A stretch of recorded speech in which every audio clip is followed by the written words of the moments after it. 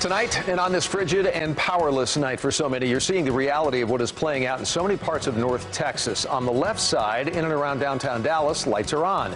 Many of the lights in the distance are as well. East Fort Worth, right outside our station, in fact, along I-30.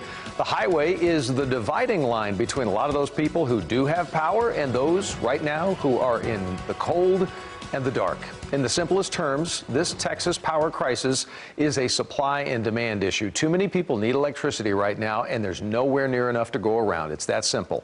I'm Doug Dunbar, streaming live tonight online, CBSN DFW. Always available on your website, by the way, cbsdfw.com. So tell your family or friends who maybe don't have power, but they can use the phone and watch. Let's get right over to the power squeeze in Texas. It has been described as unprecedented, and the rolling outages could continue at least through tomorrow. That's very likely, and we know rolling is a very loose term.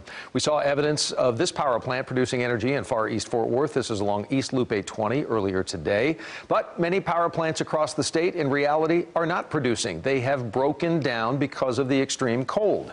We have watched the numbers all evening as well from the state. The red line you see here on this tool from the state's electric grid manager, ERCOT, shows the amount of power that's being generated right now. It's trended down almost all day into the night, and now in the last few hours, it's generally holding steady down here at the bottom, meaning the power situation, at least for the moment, isn't getting any worse than it has been. In fact, in North Texas, Encore reporting tonight now more than 1.3 million individual homes and other buildings are without power, broken down by county. From the most to the least, Tarrant County, the most outages right now as we go on the air, more than 338,000 for Tarrant County right now. So we all know as of right now, the outages will continue at least until tomorrow. That creates a dangerous situation, clearly, for people who need to heat their homes. Let's get underway with our Brooke Katz live tonight for us with details. Brooke? And Doug, obviously people are frustrated after being in the dark and cold for hours. Officials say they are doing what they can, but everything right now is just about keeping the grid from failing, causing uncontrolled blackouts. It's unprecedented. We have never had as serious of a situation with our power grid as we have right now. With another night of frigid temperatures, city leaders across the Metroplex are sending out warnings. These blackouts are no longer rolling blackouts. They are continued and sustained in many places, and maybe for some time to come.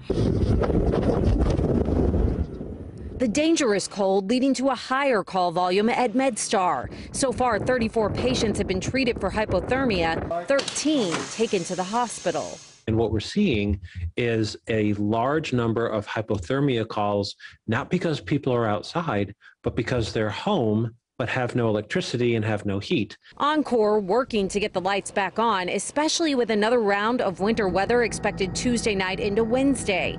But the demand on the system is taking a toll. How concerned are you guys about getting power restored with this incoming storm? Is there potential that we could see some people who are without power for days? So again, it's two separate power emergencies. You know, on one hand, we have the winter storm, we have those weather impacts. So for that, we've been pre-positioning our crews and our resources and making sure that we can quickly respond to weather-related outages. On the other hand, we do have the supply and demand need, and our focus for that, although very challenging for our customers, for our personnel that are working it, is ultimately to help preserve the integrity of the electric grid. We're told Encore has tried to move around the outages, but the grid is under such strain right now they can't. It's not working. In the meantime, they ask everyone who has power to try to keep their temperature at 68 degrees to help lessen the load. If you can take people in, you're asked to do that if you know someone without power. And if you lose power, they were saying to put blankets around the doors and the windows to try to keep that heat inside. Yeah, stuff we did growing up north. So let me ask you this, though. Here's the most frustrating thing, Brooke. So why are some having complete outages since early this morning for some people? Others are rolling outages, and then there are those out there with no outages at all. Yeah, and Doug, so the system for these rolling outages, it's designed so that hospitals and critical infrastructure won't be affected. So if you happen to be on a power line that also supplies power to a hospital, you probably won't see your lights go out, but your neighbors across the street If they're on a different line, they could see their lights go out. The overall goal right now, Oncor says, is to bring down consumption so that they can get everything functioning normally, then get back to the normal, shorter rolling outages where people wouldn't be in the dark for hours like what we're seeing now. Yeah, Doug? and without the heat. Brooke, thank you so much. And for those who are more vulnerable, going without power is nothing short of dangerous. Aaron Jones continuing our team coverage tonight, looking at your options and how people are coping. Overnight at 3 a.m., he lost power, and the temperature inside his apartment has been dropping ever since. This is, as I'm thinking about it, Aaron, it's life-threatening. Wayne Switzer worried not only for himself, but his elderly neighbors who live in his 55 and up community in Hearst. The thing is, there's no end in sight right now. Lakeisha Johnson has been without power since 4 a.m. I thought it was going to be rolling blackouts. This morning when I called, there was an update, and they told me 10 a.m., but I called back after 10 a.m. and they said that they were just working on it. So there was no update. This is all of Dallas-Fort Worth. Across the Metroplex, emergency warming shelters are opening up. In Dallas, at the Kay Bailey Hutchinson Convention Center, 24-hour intake will be available through Wednesday at noon. However, this is not an overnight shelter and cots will not be provided. Those using the emergency shelter are asked to bring their own meals. The city will provide water, coffee, light snacks, tables, and chairs.